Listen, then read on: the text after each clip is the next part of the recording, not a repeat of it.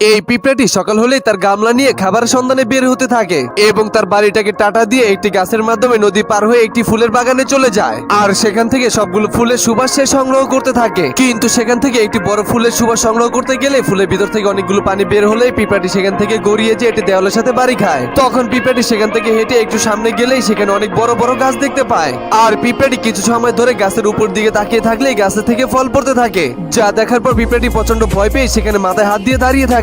কিন্তু গাছের ফলটি পিঁপড়াটার মাথায় না পড়ে এক সাইডে পড়ে যায়। এরপরেই সেখানে আরো একটি ফল পড়তে ধরলে পিঁপড়াটি সেখান থেকে দৌড় দিয়ে একটি গাছের শিকড়ের সামনে দাঁড়ায় আর সেখান থেকে ধীরে ধীরে পিঁপড়াটা বাগান থেকে বের হতে থাকে। অন্যদিকে এই হাঁসটি ম্যাগনিফাই গ্লাস দিয়ে অনেকগুলো পাতার মাঝে পিঁপড়া খুঁজতে থাকে, কিন্তু হাঁসটি সেখানে একটি পিঁপড়াও পায় না, যার কারণে সে প্রচন্ড রাগ করে তার হাতের ম্যাগনিফাই গ্লাস ও বই ফেলে দিয়ে বসে থাকে। এইদিকে পিঁপড়াটি প্রচন্ড ক্লান্ত শরীর নিয়ে একটি পাথরের পিছনে বসে এবং তার ব্যাগের থেকে একটি টুপি বের করে তার মাথায় দিয়ে শুয়ে থাকে। কিন্তু হঠাৎ করে পিঁপড়াটি উপরে তাকালেই সে হাঁসের পাছা দেখে ফেলে এবং সেখান থেকে ধীরে ধীরে হেঁটে হাঁসের পায়ের সামনে যেয়ে দাঁড়ায়। তখন পিঁপড়াটি সেখান থেকে হাঁসের বইয়ের উপরে উঠলেই হাঁসটি তাকে দেখে ফেলে, কিন্তু পিঁপড়াটি অনেক ভয় পেয়ে তার চোখে মুখে হাত দিয়ে রাখে, যার কারণে হাঁসটি ম্যাগনিফাই গ্লাস দিয়ে দেখলে বুঝে ফেলে এটি একটি পিঁপড়া। এরপরে হাঁসটি খুশি ঠেলায় পিঁপড়াটাকে ধরতে গেলে পিঁপড়াটা ভয় পেয়ে সেখানে উল্টো হাঁটতে থাকে, যার কারণে হাঁসটি পিঁপড়াটাকে প্রচন্ড ভয় দেখিয়ে ধরতে গেলে পিঁপড়াটা ভয় পেয়ে সেখান থেকে দৌড়ে পালাতে থাকে এবং সেখান থেকে কিছু ঘাসের ভিতরে ঝাঁপ দেয়। তখনই হাঁসটি সেখানে থাকা সবগুলো ঘাসকে ছিঁড়ে উপরে ভিক্ষা মারলে তার সাথে পিঁপড়াটি উপরে উঠে যায়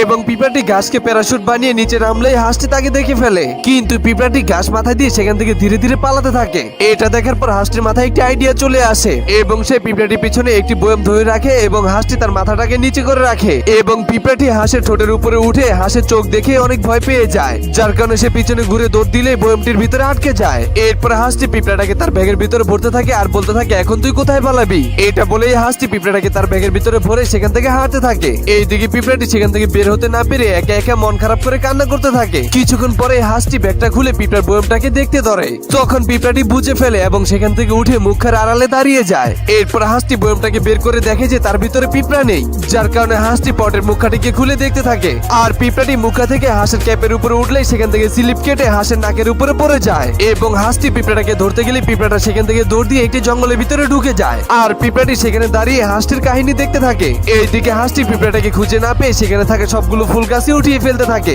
এইসব দেখে পিঁপড়াটা প্রচন্ড ভয় পেয়ে যায়, যার কারণে পিঁপড়াটি সেখান থেকে এক দৌড়ে একবার তার বাড়িতে চলে যায় আর এভাবে পিঁপড়াটি হাঁসের হাত থেকে তার জীবনটি রক্ষা করে ফেলে।